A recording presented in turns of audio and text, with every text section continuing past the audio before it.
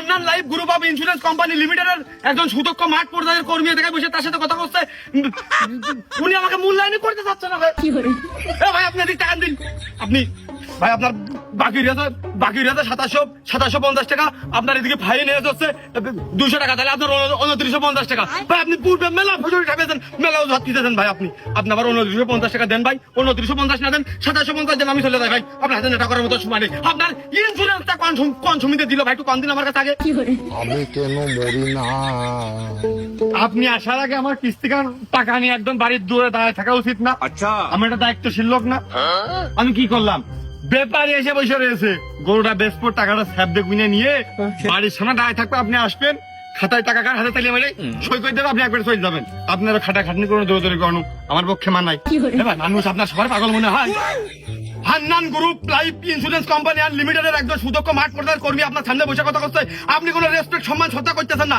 আপনার বাড়ি হেনে, আপনার গরু বান্ধা হেনে, আপনি যদি গরু বেশি টাকা দেবেন, ব্যাপারে যদি আপনার হেনে থাকবে, আপনি হেনতে আমার দেখা মাত্র দৌড় মেলেন, আপনি করতে পারতেন ভাই। ওই সামনে গরু বান্ধার যদি ব্যাপারী গরু দেখা দেখি করতে চলেন, গরুটা বেশি ঠান্ডা মাথায় আপনি 1 গ্লাস ঠান্ডা পানি খেয়ে টাকাটা নিয়ে আপনি আপনার কিস্তির পরিশোধ করতে আপনি নিয়ে চলে যান। কে ভাই আমার 6-7 কিলোমিটার ঘুরিয়ে আইনে আবার আপনি বাড়ির সামনে আসলেন, মানে ধরা খেয়ে গেছেন আর দৌড় পেয়েছেন না বলে তাই।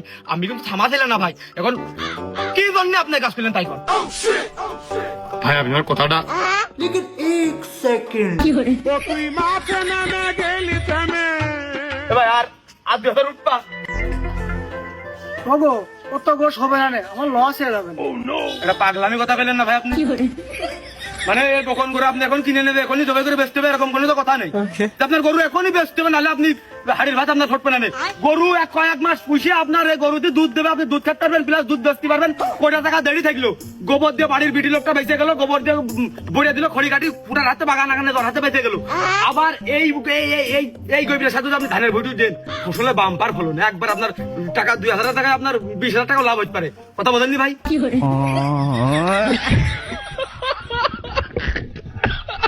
ভাই গরুর শিং নেই, ঢক ভালো না। এই যে ভাই দেরি কথা কইলেন, আবার একটা মূর্খের পরিচয় দেওয়ার মতো কথা কইলেন না আপনি। দেরি কথা ঢক দিয়ে আজকাল কিছু হয়, ঢক দিয়ে কিছু হয়। এ ভাই আপনার নিজের দিকে তাকান দিন আর আমার দিকে তাকান। আমার আছে আপনার শরীর স্বাস্থ্য ভালো, চেহারা শান্তি ভালো, উঁচু লম্বায় আপনি বেশি, সব দিকটা আপনি একদম নিকাল মাপের আছেন। কিন্তু দেখেন ভাই শেষে আপনি কিন্তু গরুর দালালি করে খাচ্ছেন ভাই, মুখ বাইছে। আর আমি কিন্তু ভাই একজন অফিসার মানুষ, বেল্ট পরে টাই মারা।